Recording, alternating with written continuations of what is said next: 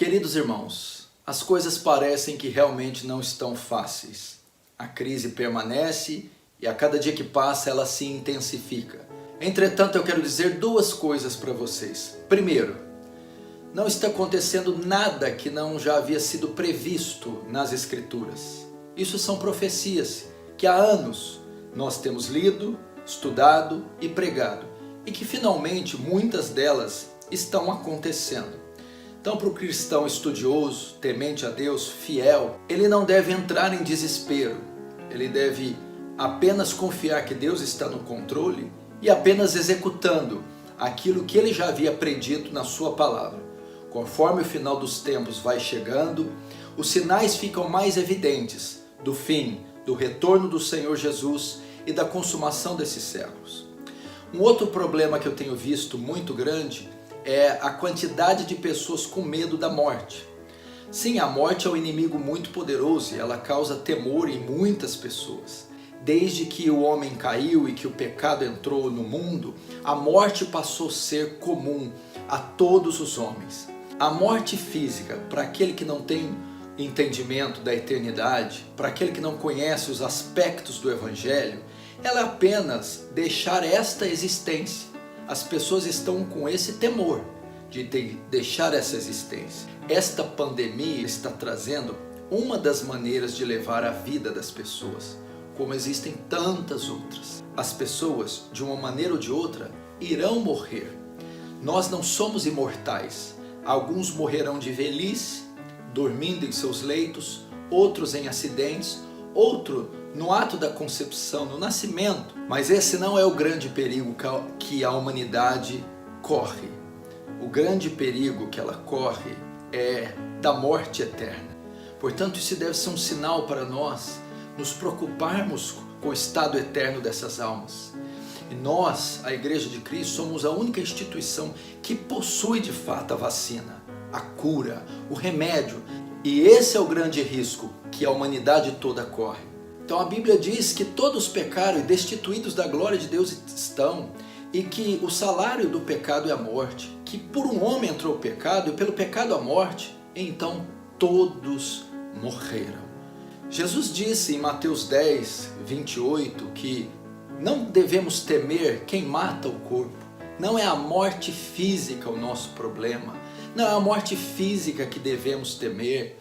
Não é a dor no coração de entes queridos, amigos e familiares morrerem fisicamente apenas. Jesus disse: eu porém vos digo quem deveis temer.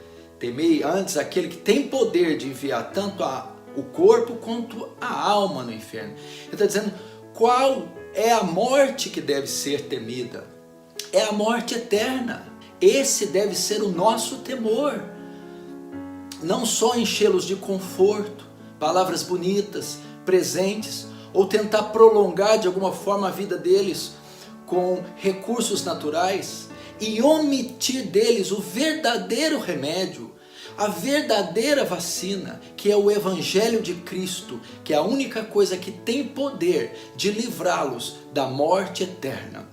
Portanto, é um chamado para você ir até essas pessoas, próximas ou distantes, levar a elas o que elas realmente precisam, o Evangelho da graça e da glória. Dizer a elas que elas estão debaixo de condenação e debaixo de uma sentença, não a morrerem fisicamente e deixarem essa existência, mas morrerem eternamente. Está no estado de condenação, de ira divina eternas, num local onde elas jamais irão sair. Por essa razão, devemos ir até essas pessoas e alertá-las do perigo que está sobre elas. Elas estão sob a contaminação do vírus do pecado. E até que recebam o Evangelho da graça e da glória do Senhor Jesus, estarão condenadas a morrer eternamente. Proclame o Evangelho. O que é o Evangelho? É uma melhor vida na terra? Vem para Jesus que você vai ser feliz, ser curado, ser livre do mal? Não. O Evangelho eterno de Cristo compreende a vida, a morte e a ressurreição do Senhor Jesus Cristo. É a bela história, a boa notícia, como um Deus justo salva pecadores injustos, sem deixar de ser justo. Ele envia o seu Filho para se fazer carne, à semelhança dos homens, cumprir toda a justiça de Deus e morrer numa cruz. Naquela cruz, ele leva sobre ele o pecado do seu povo e se faz maldição. Ao levar o pecado do povo e se fazer maldição, Deus despeja sobre ele a sua ira e o mata na cruz, satisfazendo assim as demandas da sua própria justiça. E agora, como prova que o sacrifício de Cristo foi suficiente e eficaz para redimir o seu povo dos pecados, Deus o ressuscita dos mortos no terceiro dia, mostrando que o sacrifício foi suficiente. E agora, após esse sacrifício substitutivo ter sido oferecido na cruz para nos redimir, Ele ordena que todos os homens em todos os lugares se arrependam e creiam no Evangelho. Se você se arrepender, o que é isso? Voltar as costas para o pecado, para a prática ímpia, para o mundo. Não é se arrepender de um ato, é se arrepender de um estado, de uma condição. Não é se arrepender do que você fez, é se arrepender do modo como você vive ou como você vivia. Se você se arrepender e crer, o que é crer?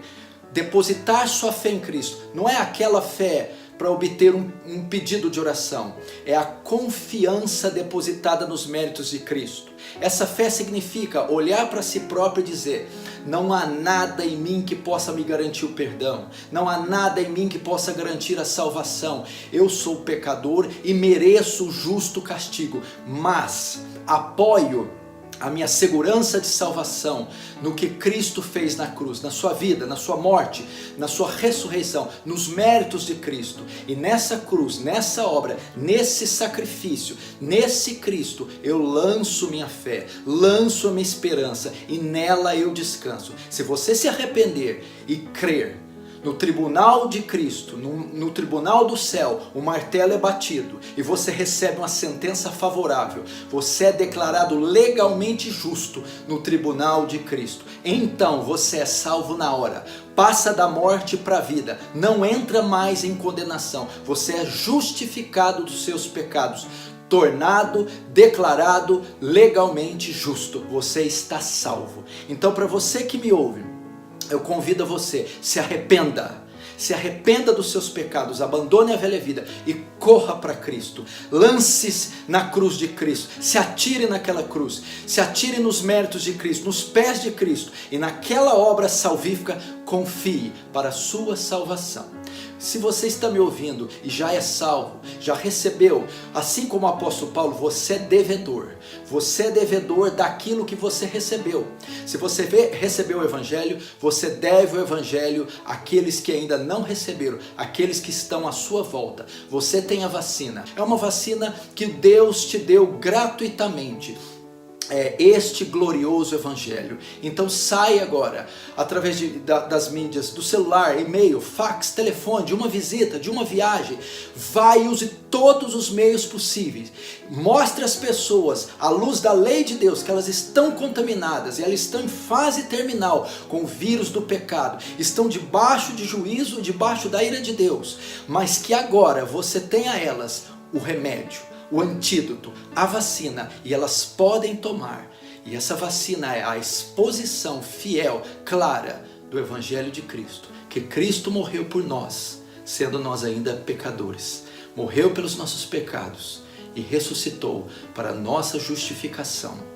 Convide-os ao arrependimento e à fé. E quem sabe, Deus na sua misericórdia alcance esse homem, essa mulher, esse vizinho, essa escola, essa cidade, esse estado, essa nação, e o salve dos seus pecados. Essa é a verdadeira vacina para o verdadeiro vírus, a salvação em Cristo Jesus. Deus abençoe.